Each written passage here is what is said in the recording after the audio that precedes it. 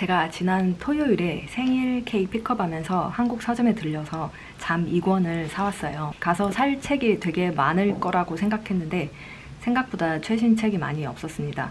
베르나르 베르베르의 신작들은 아예 없었고 유행이 좀 지난 책들이 많았죠. 크레마가 있으면 생일 선물 겸 살까 했는데 그것도 없었고요. 책 한 권 사서 옆집에서 짬뽕 한 그릇 먹고 집에 왔습니다. 어제가 제 생일이었는데요. 하루 종일 아침부터 저녁까지 먹고 책 읽고 유튜브 보고 하다가 이거를 하루 만에 다 읽었어요. 책 끝에 되게 눈물이 났어요. 이 장면을 설명하면 스포일러가 될 것 같아서 말씀은 안 드리겠지만 영화 루시라고 스칼렛 요한슨이 새로운 업그레이드된 인간으로 다시 태어나는 장면이 있거든요.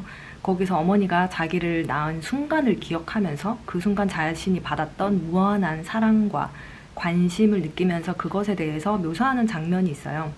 저는 소설 잠의 제일 끝 부분에서 이 영화의 장면이 떠올랐고 그래서 눈물이 좀 났습니다. 굉장히 많은 종류의 사랑이 있잖아요. 어떻게 보면 어머니의 사랑, 자식에 대한 사랑, 이 사실 인간이 가진 궁극적인 의미의 사랑이 그것이 아닌가 하는 생각이 들어요. 생물학적인 여자인 엄마가 아니라 남편이 아내를 그런 형태로 사랑을 할 수도 있고요. 아버지가 자식을 그렇게 사랑할 수도 있고 형이 동생을 그렇게 사랑할 수도 있고 그 고유한 그것 있죠. 그게 사랑이 아닌가. 엄마가 자식을 사랑하는 그 형태로서의 사랑. 그것을 책 끝부분에서 저 느꼈습니다. 요 2편이 1편보다 확실히 더 잘 읽히고 더 재밌습니다. 1편에서도 흥미로운 주제들이 많이 나오는데 그것들이 모두 종합되어져서 2편에서 일들이 계속 펼쳐지고요. 새로운 사건도 계속 나와요. 그래서 끝까지 지루하지 않게 책을 읽을 수가 있어요. 제가 1편 읽고 놀란 게 보통 베르나르 베르베르가 남자 주인공과 여자 주인공을 짝을 지어 주거든요. 근데 1편에서는 그 여자친구들이 잠깐 만나고 헤어지고 뭐 이러다가 나중에 섬에 가서는 기자인 프랭키와 함께 파트너가 되죠. 그게 되게 전 어색했거든요. 왜 여자를 안 붙여주지? 근데 결국 운명의 상대를 만납니다. 웃긴 건 소설 속에서 여자 쪽이든 남자 쪽이든 항상 한쪽이 좀 상대적으로 초인간적, 초능력적인데 외모나 성격이나 뭐 하나가 제 마음에 안 들어요. 왜 베르나르 베르베르는 항상 이렇게 언밸런스하게 짝을 지어주는지 모르겠어요. 우리가 흔히 생각하는 프랑스의 꽃미남, 꽃미녀 같은 평범하지만 훈훈하게 생긴 여주인공 혹은 남주인공이 조금 널디하거나 신비롭거나 특별한 능력을 갖고 있거나 뭐 그런 사람에게 훅 꽂혀서 같이 이야기를 풀어나가는 그런 게 좀 있어요. 이 사람 소설에서요. 아버지들의 아버지들에서도 그렇고 그 외 책은 기억이 잘 안 나네요. 책이 없어서 지금 확인할 수도 없고. 장님, 맹인 이런 표현들이 나오는데 이게 번역 과정에서 이런 용어들을 쓴 건지 조심스러워야 하는 표현이고 내용상으로 앞을 못 보는 세노이족 그분을 전혀 비하하려는 의도가 없는데 용어 표현들이 좀 그랬고요. 시각장애라는 말이 뭔가 문학적인 표현을 하려면 어쩔 수 없었지 않았나 라는 생각도 들고요. 또 하나는 그의 가족들에 대한 건데 자크의 가족관계, 그의 여자관계 이런 것들이 뭔가 좀 유기적으로 결합되어 있지 않고 다들 소설의 내용 때문에 땡겨온 사람들이라는 느낌이 좀 컸어요. 주인공 각각의 캐릭터들도 뭔가 좀 불분명했고요. 이쯤 되면 베르나르 베르베르는 이제 소설이라는 걸 좀 탈피해서 자유롭게 여러 글들을 써도 될 것 같습니다. 주인공들의 캐릭터가 강하지 않아도 내용이 재미있고 이게 이제 소설이라기보다는 사실에 더 가까운 것 같기도 하고요. 뭐 그래요. 끝에 가서 자전적인 얘기인지는 모르겠는데 무의식과 함께 만나면서 자크가 깨닫는 부분이 나와요. 이게 읽어보면 우리가 자기 개발서나 유튜브 비디오에서 흔히 보는 내용이거든요. 무의식과 만나는 세계. 그런데 또 가만히 생각해보면 아는 것과 내면에서 깊이 깨닫는 것과는 천지 차이잖아요. 베르나르 베르베르 개인적으로 어떤 성숙한 내면의 계기 같은 게 있지 않았나 추측도 해보았습니다. 또 하나는 제가 너무 오랜만에 한글로 된 책을 읽어서 그런지 또 그동안 영어로 된 책을 꾸준히 읽어왔잖아요. 그래서 책을 읽는데 마치 산소를 느끼지 못하지만 자연스럽게 숨을 쉬는 것처럼 그렇게 책이 빨리 편하게 읽히더라고요. 그게 참 좋았습니다. 번역도 잘 해주셔서 그렇겠죠? 열린 책들은 제가 좋아하는 출판사입니다.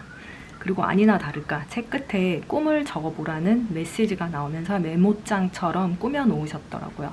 전 핸드폰에 적어 놓는데 이제 진지하게 꿈 메모장을 하나 장만해야겠다는 생각도 들었습니다. 그리고 작가의 말에 나오는 내용이니까 여기에서 말해도 될 것 같아요. 스포일러가 아니니까. 베르나르 베르베르가 책을 쓸 당시 자각몽을 꾼 이야기인데 꿈속에서 사람들에게 내가 잠시 사라져 볼게요. 그리고 꿈을 깼대요. 눈을 뜬 거죠. 그리고 다시 눈을 감고 꿈으로 돌아가자 거기 사람들이 눈이 휘둥그레져서 그거 어떻게 한 거예요? 라고 베르나르에게 물어보더라는. 소름 돋지 않나요?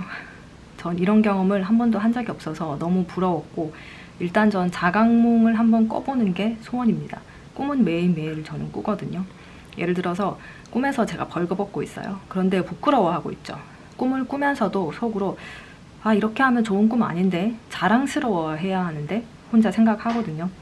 그래서 제 의지대로 발가벗겨졌지만 사람들 앞에서 당당하게 걸어나갈 수 있는 상태로 제가 저를 조정할 수 있으면 그게 별로 안 좋은 꿈에서 길몽으로 바꿔질 수 있는 거잖아요. 네, 계속 도전해 보도록 하겠습니다. 인상 깊었던 문장들이 있는데 소개해 드릴게요.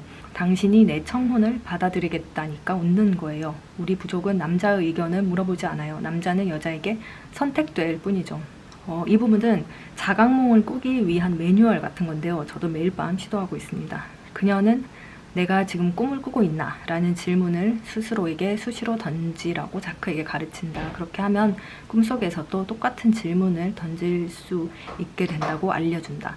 늘 같은 시간에 잠을 청하고 잠들기 전에는 나는 꿈에서 내가 꿈꾸고 있다는 사실을 자각할 것이며 내 꿈을 통제할 것이다. 라고 되뇌라는 조언도 잊지 않는다. 꿈을 꾸는 순간부터 당신 자신을 외부에서 구경꾼처럼 바라봐서는 안 돼요. 지금부터 내가 시키는 대로 하면서 훈련을 해봐요. 당신의 손과 발을 의식 속에 이미지로 떠올려봐요. 시야 아래쪽에 있는 당신 코의 흐릿한 형체도 바라봐요. 현실과 아주 똑같은 이미지를 재현해내야 꿈을 잘 꿀 수 있어요. 당신은 꿈속에서도 여기서처럼 손과 발, 희미한 코를 가지고 있어야 해요. 이거 너무 어려운 것 같아요. 이 부분은 읽으면 더 자각몽이 꾸고 싶어지는 대목이에요. 실뱅 오르디로라는 사람이 한 말인데 스승께서는 의식이 자유로워지려면 명상보다 육체를 완전히 망각하게 되는 자각몽이 낫다고 하셨어요. 특정한 자세를 취한 상태에서는 아무래도 자신의 관절이나 근육, 호흡 같은 것에 신경이 가다 보니 의식이 완전히 분리되기가 어렵다는 거죠. 이 부분도 너무 좋은데요. 베르나르 베르베르의 책을 좋아하는 이유가 그거예요. 표현이 문학적이고 글을 유창하게 여러 표현을 막 써서 말 자체를 되게 팬시하게 만드는 게 아니라 그 내용 자체가 진짜 문학적이에요. JK67이 하는 말인데 자네의 무의식 속에 있어. 정확히 말하면 자네의 무의식이 시각화된 뇌를 보고 있지. 무의식한테는 현현의 욕망이 있지. 비물질적인 것은 다 물질적인 것이 되고 싶어해. 영혼은 사람이 되고 싶어하고 생각은 입으로 발화되고 글로 쓰이길 바라지. 하늘을 날아다니고 벽을 통과하는 게 지긋지긋한 유령들은 육신을 빌려 의자에 앉고 걸어다니고 잠을 자고 고통을 느끼고 싶어하지. 누가 이름을 불러주길 원해. 존재하고 싶어해. 1권에서 좋았던 문장들은 요거는 물과 관련된 자크의 무의식이 어떻게 자크에게 영향을 미치는지 말해줍니다. 축축한 느낌, 고약한 냄새, 그리고 자신에 대한 혐오감. 비극 이후 13살 어린 자크한테는 의학 용어로는 야뇨증, 다시 말해 이불에 오줌을 싸는 버릇이 생겼다. 물이 아빠를 죽였다. 물이 엄마의 눈에서 흘러나왔다. 물이 이제 아들의 몸에서 새 나오고 있었다. 마지막 부분은 코로나로 인한 팬데믹 상황이 떠올랐어요. 그는 전 인류가 침대 밖으로 나오지 않는다면 세상이 지금보다 훨씬 좋아질 것이라고 생각한다. 교통체증도 전쟁도 시위도 파업도 사라지지 않을까? 군인들은 늦잠을 재우는 거야.